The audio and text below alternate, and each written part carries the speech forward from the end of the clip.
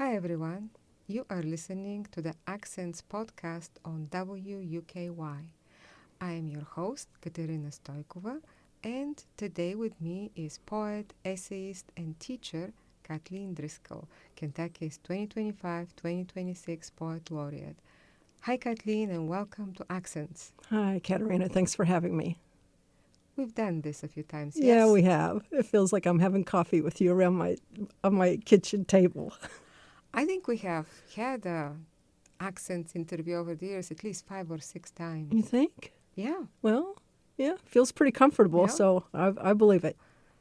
We have so much to report on. Last time we spoke, your chapbook, The Vine Temple, was just out. And today I'm holding your latest full-length book, Goat-Footed Gods. Congratulations. Thank you. I love your book. There are elements in this book that are similar to other books and elements that are different, new to me. Would you speak to that, please? Well, I think I'm always writing about mortality. I think that's my flood subject, as Emily Dickinson used to say. I think my flood setting is around my home, about a square mile around my home. I never seem to tire of looking very closely, and in interesting ways it allows me, even in that confined space or what seems like a pretty, truncated space, it really helps me think about the world, and I find that I can write about anything I want to write about. So in this book, I'm writing about that territory again that's close to my home, at least in large part. I'm writing about the train trestle on the road where I live, Poplick Trestle, which is probably not so famous in this part of the country, but in Louisville it's pretty well known because that's where the cryptid, never thought I'd be writing about cryptids, but that's where the cryptid, the goat man, is said to live and haunt the area. And in fact, the lure is for legend trippers, if they go up to the trestle, which is about 8 stories high at its center, and they walk out to the middle, they can conjure the goat man. They can lure the goat man out. And so we've lived in our home, which is in an old country church that was built before the Civil War, for almost 30 years now. And since we've lived there, I would say 4 or 5 young people have done this, and then a train has come unexpectedly and caught them and knocked them to their deaths. So I'm not in any way saying that I am, as affected or as aggrieved as their families or friends. I don't really know these people, but it does affect the community, and it's something to live with. And the last young woman, who was a teenager, I think she was 15 or 16, was knocked from the bridge. It was just a horrible, horrible thing. And there's a little memorial below the trestle that I walk by a lot with my dog when I'm walking my dog. And so she caught my attention, and I just couldn't stop thinking about her. And so I wanted to write about that. And about the same time, my daughter in 2020 had a terrible fall, and from a 2nd-story deck. She was at a friend's house, and no one else was very hurt, but she came straight down, and she shattered her T12. And she was in Chandler for a long time, and so I was dealing with that. And she's ambulatory now, but her life has changed. She's disabled. So thinking about falls, those 2 falls going together. One, I'm not trying to put any blame on people, but one is sort of seeking out trouble, and the other is, not expecting trouble, but having this devastating thing happen to her, to my daughter and me. So I kind of, bounced around those 2 ideas a lot and put them together. And then I also thought about, the goat man is a kind of a figure that's born out of Pan and Western religion's fear of all things mythical, or our need to create these kind of crazy monsters. And, why are we going to look for this when we should, we can look over our shoulders and find really terrible things. We all know this right now, really terrible things that are happening, and those should be getting our attention, I think. So the book is about that. And so I also took an opportunity to try to redeem the reputation of Pan a little bit. So there's some poems where I've written some hymns. They're not informal in the formal verse that we think about hymns being. They're sort of my spin on it.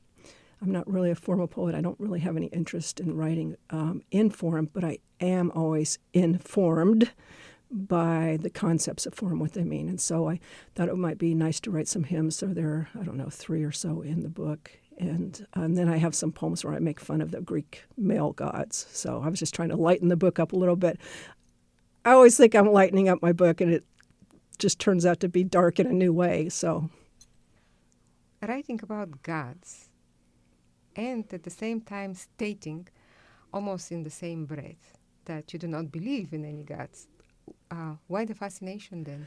I don't know. I recently last Saturday, was asked to read a poem at the commencement of Spalding University, our big commencement, where Governor Bashir was our commencement speaker. So that was kind of thrilling to see him again, because he was so wonderfully present at Kentucky Writers' Day and when I was installed as Kentucky Poet Laureate. And so I was looking for a poem that was not too profane or sacrilegious, and so I ended up having to rewrite something a little bit. But what I find divine is the natural world, and I don't really believe in anything supernatural. I never have. I remember being a little kid, being with my grandmother in a Quaker church, which is, pretty progressive in a lot of ways, and just thinking, this is not for me. I don't get this at all. So it's just the way I'm built. But that doesn't mean I don't have a fascination with it. And then moving into this church, I'm always sort of bumping up against, these traditions. I mean, every day I'm in church, and next door is a graveyard, a little graveyard that I live next to, and people, it's, Mount Zion Lutheran Cemetery, and so it's full of people, I would assume, who are believers, and so I'm just constantly sort of rubbing up against this or thinking about it. So, no, I'm not a believer, but thinking about religion and why people follow certain doctrine and why people are, convinced that Orthodox ways are the best ways. It's just always been endlessly fascinating to me. So that's the best answer I got for you. It's a fine answer. And as in other books, family members make appearance. So tell us about the joys and complexities of writing about family. This was an interesting project because I did want to write about Quinn, my daughter, but I didn't want to take her story away from her. But I was in the hospital with her. I was in the emergency room with her. I'm her mother. So this thing happened to her, and while I don't want to infringe on her privacy, and I asked her to read the book to see if it was okay, and she's she's the sort of daughter that whatever I want to do is okay. So that was kind of really supportive and great. But there's always a flip side. I was a witness to this too, and so. I feel like as long as I'm respectful of her privacy, and I think I kind of know her boundaries, and that's true of other family members too. I mean, there's a lot I can't tell. I don't feel comfortable telling, but what I do tell, I feel is half mine at least, and that I haven't hurt anybody by telling it. I'm just trying to probe the human condition, really, and what it means to be connected to other people. So, and there are memoir-style poems here. It feels more than another books. Would you agree with me? I think so. That's a great thing to point out. After COVID or during COVID, when COVID came, we may have talked about this before, all my poems just dried up. I don't know what was happening, but I've heard other writers say this. It's seasonal, isn't it? Yeah.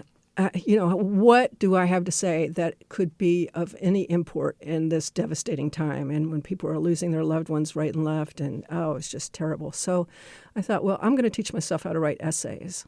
So, and I do think that poetry and creative nonfiction, memoir, essays, I think they come from the same sensibility. So I felt pretty comfortable doing that. And I thought, well, maybe if I give myself a little more room to move around in an essay, more words, that'll I'll be able to find something interesting to say, and that doesn't. I don't know what it was. I mean, poems, hold our hearts. So what could be more important than that? But I can see that essay writing has influenced my poems too. I'm not trying to make them too prosy. I'm not really interested in writing prose poems. I know some people love that. It's just not something I'm interested in. But to give myself a little more room, I guess, in memoir. I don't know. So I don't think they're any prosier. I think they're more intimate, just like how Silas House describes them in the blurb. Oh, yeah, I guess so. Maybe the older I get, the freer I get, or maybe the older I get, I figure I better say it now. If I haven't said it already, I haven't said it now. But, it's a little hypocritical of me not to try to drive toward the truth or true feelings. I'm not talking about facts. I'm talking about truth, trying to get after that. When I ask my students to do the same, when I tell them this is what makes a poem has to risk. All pieces of writing have to risk something. And otherwise, you're just reiterating what someone else has said. And that may be fine for you, and that's a great practice. But if you want to share it with the world and have a readership and whatever, I think you have to try to say something new or at least deeply authentic to you. And how can something that's deeply authentic to you not be something new to someone else, right? We all have our own experiences. I have quoted you so many times. Ah! You say, we write our way to truth. Yeah. Sometimes people tell me what I said, and I was like, did I say that? You did. I even quoted you in a poem of mine. Okay. I would love to hear several poems. Okay. I mean, since we spoke about those poems, maybe the one with the girls' fall, the 15-year-old girls' fall. Yeah. Then maybe if you feel comfortable about Queen's fall. Sure. And then I have those two listing on page 56 and homonyms on page 60. Okay, well, this is called After the Fall. And I should read the epigraph, if you don't mind. Of course. That's in the front of the book, and I've put 4 of them in front of the book trying to set the context so people will have a little grounding for it. So this is from the Washington Post, April 26, 2016. And so despite the warning signs and a tall fence that surrounds the trestle, Pope Creek has had several accidents and deaths, some possibly related to the goat man. Looking for the goat man, this satyr holds the tragic distinction of being one of the most dangerous mythical animals in North America. And then the short one, which is a headline from the Louisville Courier-Journal, May 28th, 2019. A 15-year-old girl dies in yet another train accident on the Poplick Trestle. So when I published this poem earlier, that epigraph about her was included here. After the fall. At the park path near my home, my dog stops always to sniff around her makeshift memorial, a plastic wreath, a laminated poster with her photo at the foot of the train trestle from which she fell. I look up, 90 feet towering over, the equivalent of falling from a building with 8 floors. Each time I pass by, I wonder what in the world could have urged her onto the tracks that night. What dare, what thing was she looking for? And did she find it before she heard the whistle? Had she not stepped onto the trestle that evening, had the train not been coming, perhaps she'd be living in a dorm that high. There's a tower like that at the university my daughter attended. Or the girl might be working in an office building. When time for her break, she pushes back from her metal desk, catches a glimpse down 8 stories to the street below. All busyness, stopped for a moment at the red light. The delivery trucks idling, the bicyclists balancing, keen to will on. Perhaps, forehead on cold glass, she shudders, feeling a little dizzy. What might that fall be like? At whose feet might she land before? Someone hurrying home with a birthday cake with blue icing or a bouquet of hydrangeas. And what of their celebrations then? We hear the sirens while out on the screen porch, rosé wine in hand on a warm Saturday night, dog curled at our feet. When in a fallow field beneath the trestle, the policewoman, our neighbor, with teenagers of her own at home, or so she thinks, walks toward a patch of crushed blonde grass. In the byline of the newspaper article the next day, I read the name of my student. She's the reporter called to talk to witnesses. She makes notes, standing beside the stream that has always run under the trestle. A slow rain begins to pock the water. We hear it too, striking our porch's red metal roof. Oh, gorgeous. Thank you. And heartbreaking at the same time. Thank you. So here's another poem, the poem you were mentioning, Listing, and it also, I think it kind of gets at the, is it my story, is it Quinn's story? Listing. After the accident, I should say her accident, I stood by her bed all night and pulled twigs and bits of dried leaves from her curly brown hair and sat in a hard chair in vigil, watched as the aides in bright blue scrubs wheeled her bed out of the emergency room bay again and again and down the narrow hall where, though the door was closed, I heard her scream each time they lifted her onto the table for another MRI. And I watched the clock for morphine.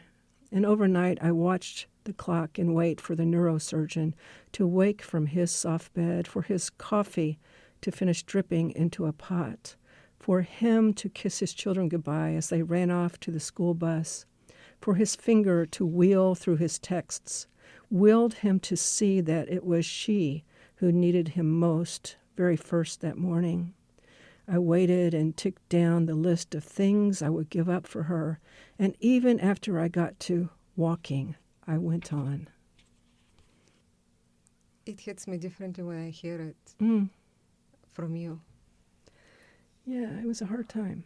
You know, it was during COVID, too, and not to say too much about this, but when we got the call, we were in Louisville, and we raced to Lexington, which is where she was living, and you know, we got to the emergency room doors, and they were like, only one of you can come in, and whoever comes in cannot leave. You have to stay, you know. And I sort of pushed my husband out of the way and said, get out of my way, I'm going. So, you know, once I was there. And, of course, I wanted to help her and be there. No, but I would have done the same thing. Of course.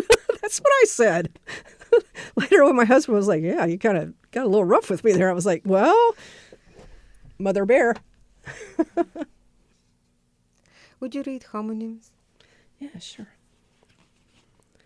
I remember this happening to me so vividly still. I don't have a great memory, but I really remember this.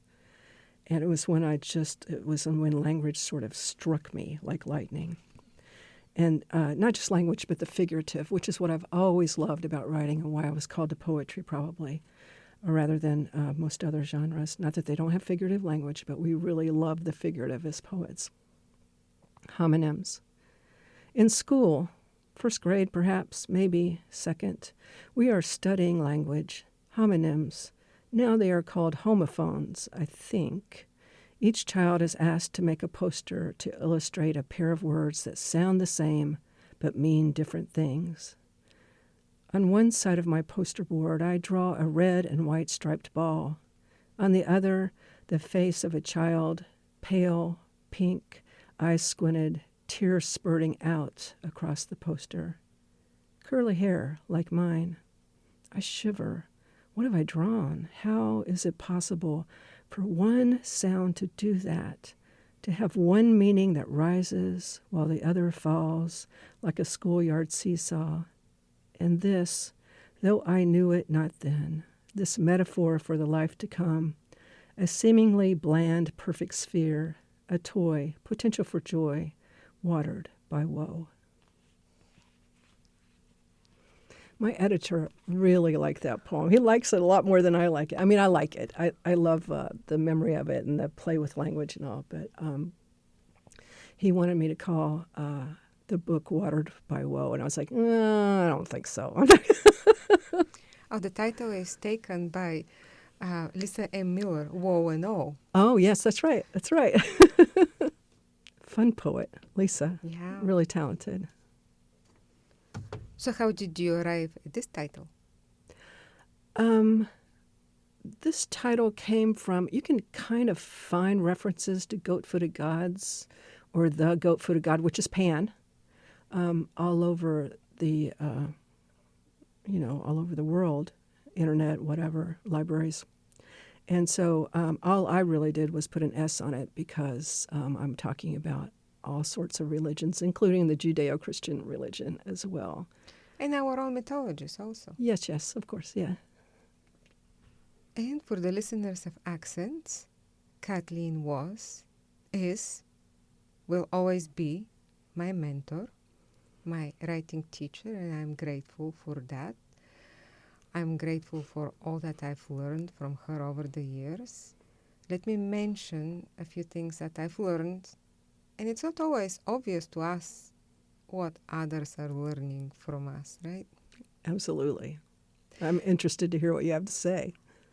Well, I just wrote a couple of things, no, three things.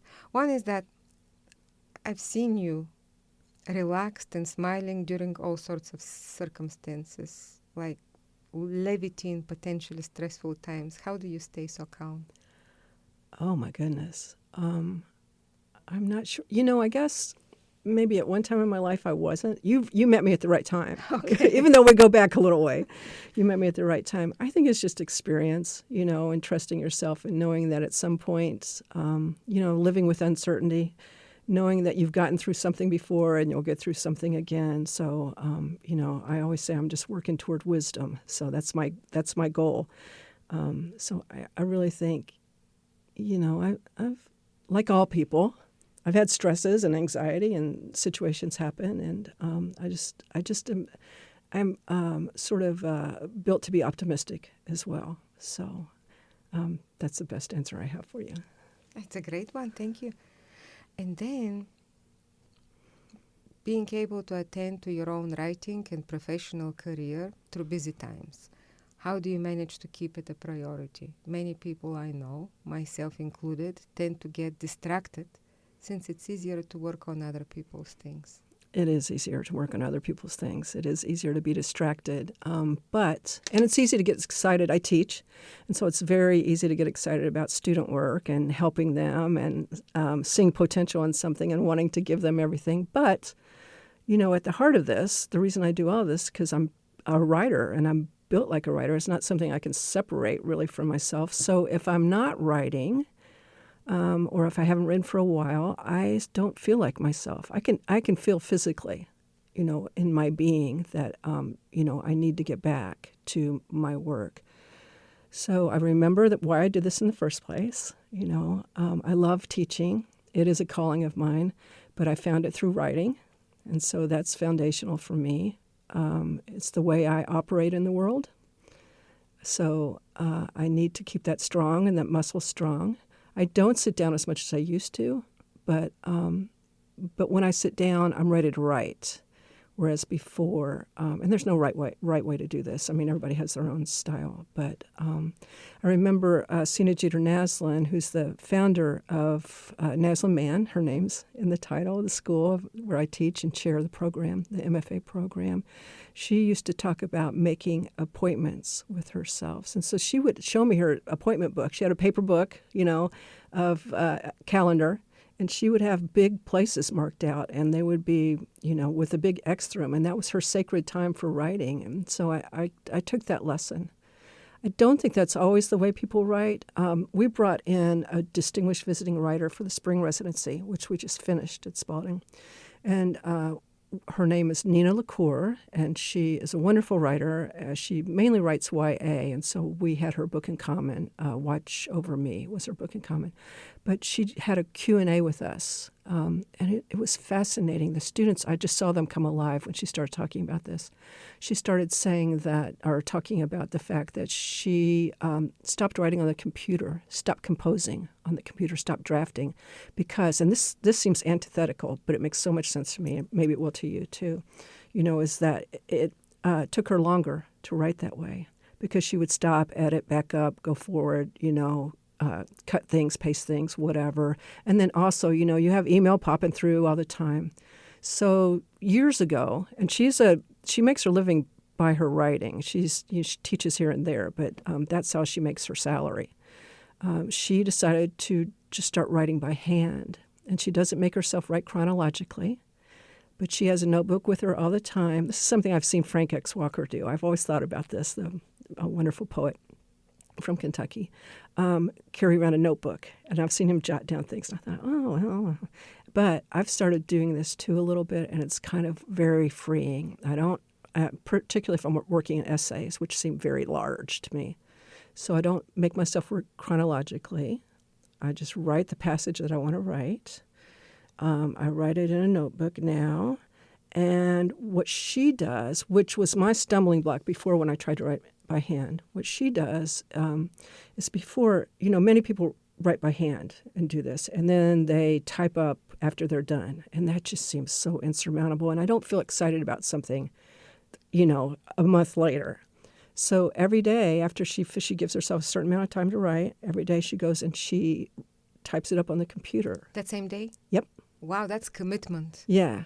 Yeah. Well, she figures that into part of her time. So say she has 3 hours to write, she'll draft for 2 hours, and then she'll put it in the computer. And then she might make little changes at the time and maybe shape things up a little bit. But at least when she's putting it and starting to do that initial shaping up of it, she's real excited about it. You know how it is.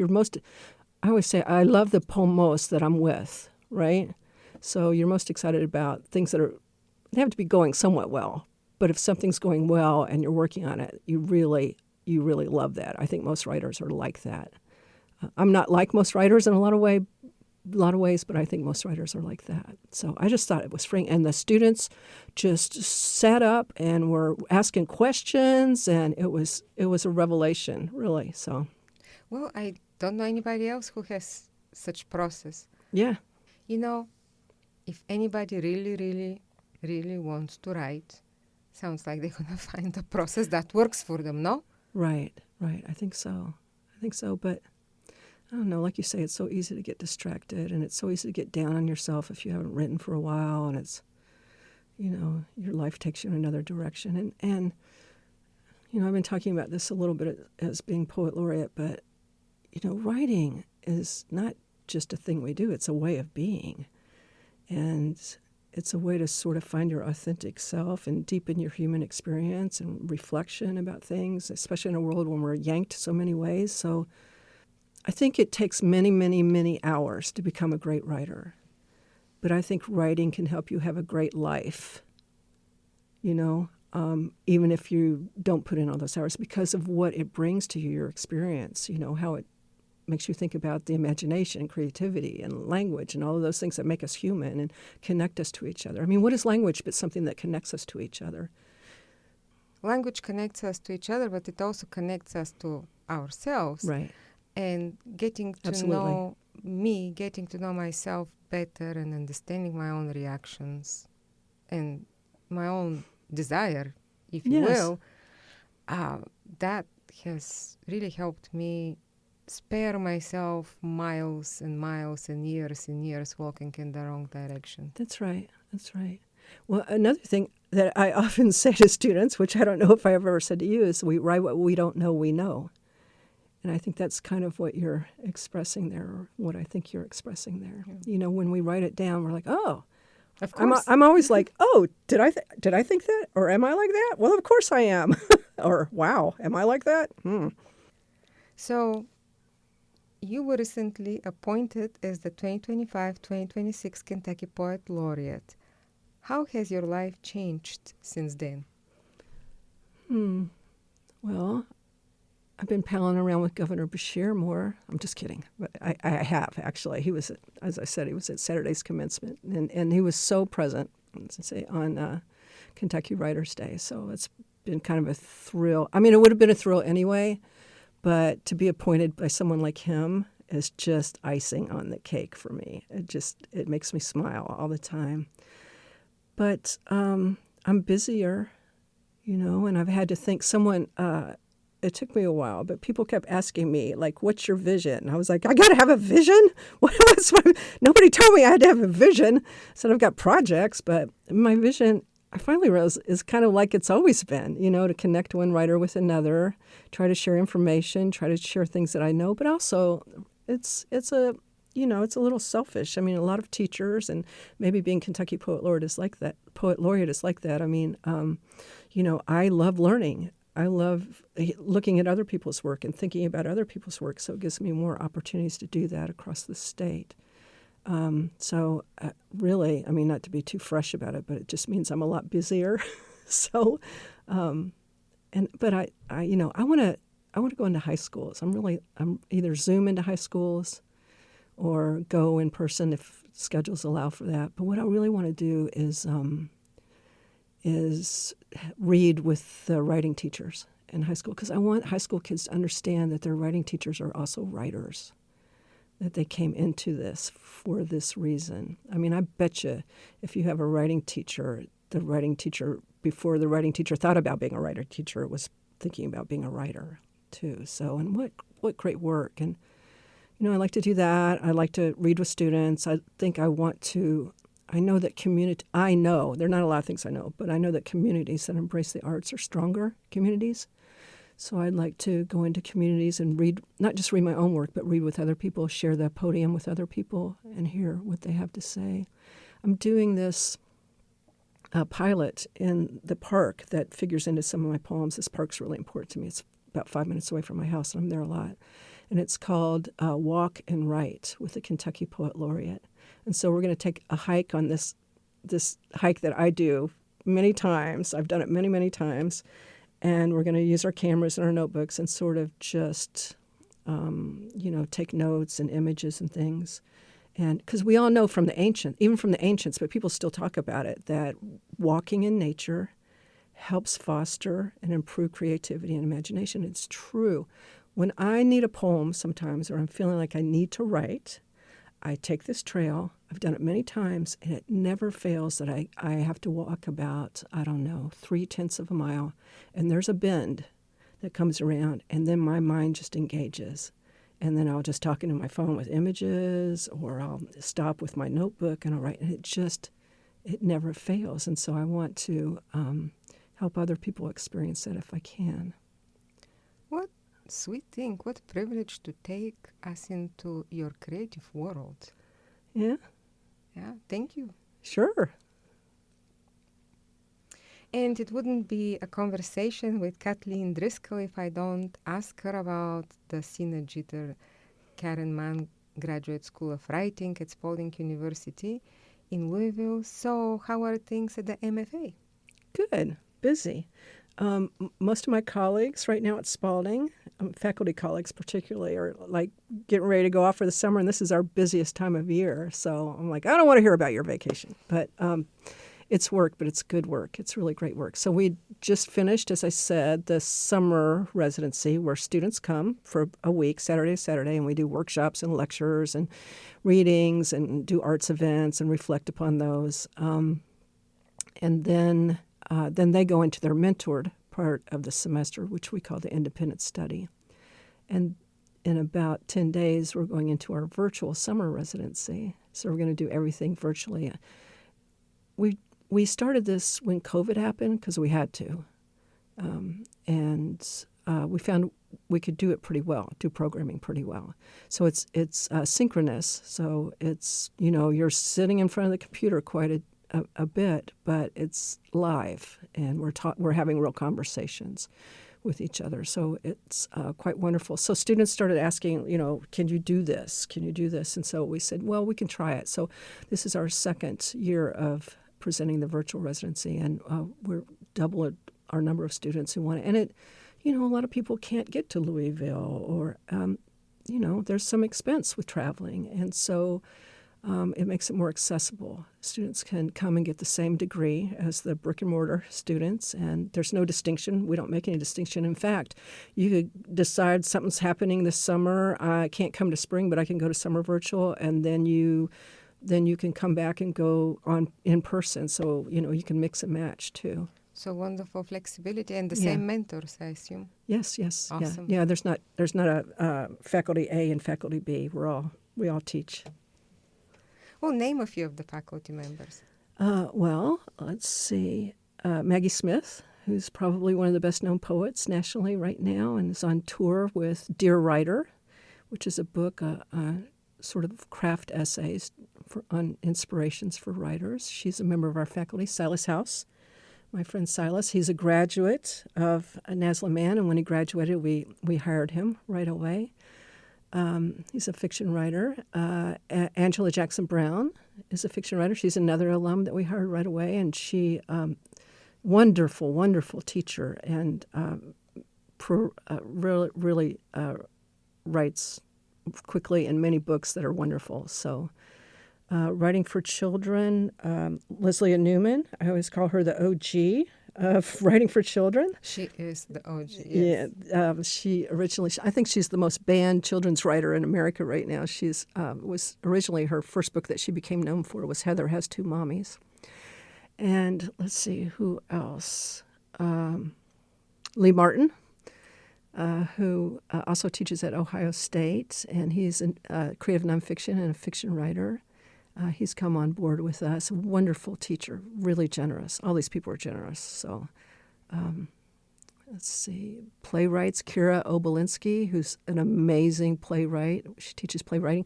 Bruce Marshall Romans is one of the most active screenwriters in the writing room in LA right now, and it's so hard to get really good screenwriting faculty because they can make so much more money. But he's still working.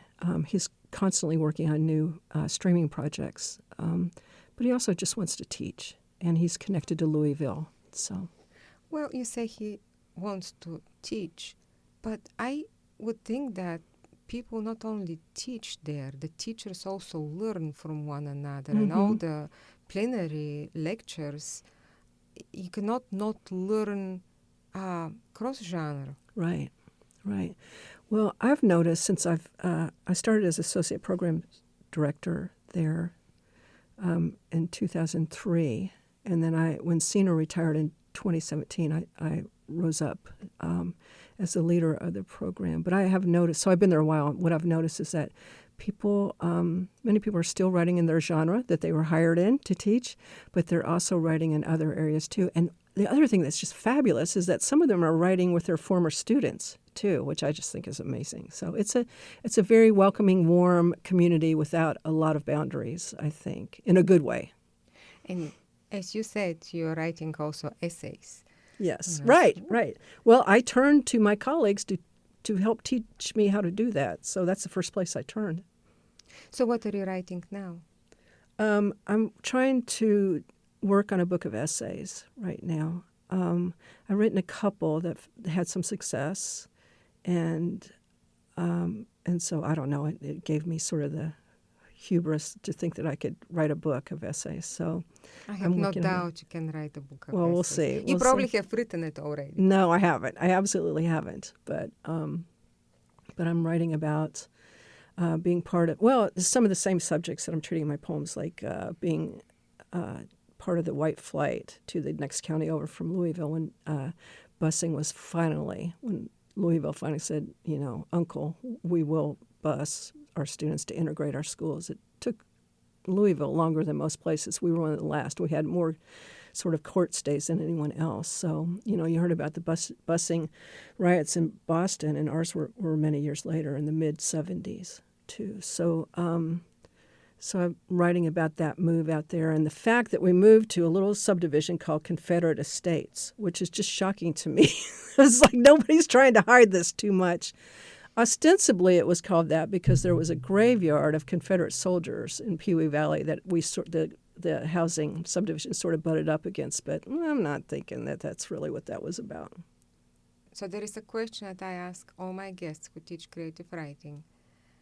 And, and the answer changes. Yeah. The answer changes, so feel free to change your answer. And for the record, I haven't gone to look up what was your last. It's okay Yeah. because I wouldn't have any idea what I said. Okay. So the question is, what is the most important thing you teach your students? If there is one thing you want them to remember from your class, what is it? Well, if I'm thinking generally about all of the spotting students, I think it's to read deeply. I don't think you can I think learning to read is a lifelong process. So that I had a conversation with Silas a while ago. We were texting each other about something that he had sent me, and I was like, yeah, sometimes I think our whole job is just to teach students, our writing students, our creative writing students. Our whole job is just to teach them how to read better and better and better and better. So, I probably haven't talked about that before. I don't know if I have or not, but. Would you like to read us a closing poem? Sure. I think I'll read a poem that's called The Trestle is Haunted. because I think it figures into some things I was talking about earlier. The trestle is haunted. The trestle is haunted by a goat man. He is not carrying a Bible, nor any sacred book, nor is he wearing a priest's collar. He's not wearing clothes at all. His eyes are not blue like Jesus's. He has no hair, though he is covered in fur, and gnats circle his head and horns like a gnarly halo. Some say he swings a bloody axe. Have you seen a photo of goats sleeping in trees, or the video of a goat walking upright through the streets of India like a man? Then you may be able to see what is not there, too, at the trestle. What is not there is what'll kill you, knock you dead into the field below, from the trestle tall as an 8-story building, which is also not there, but is, nonetheless, as deadly to fall from. Thank you so much. Thank you for having me. It's always fun. I appreciate you making the time to talk to me today. Always. You always.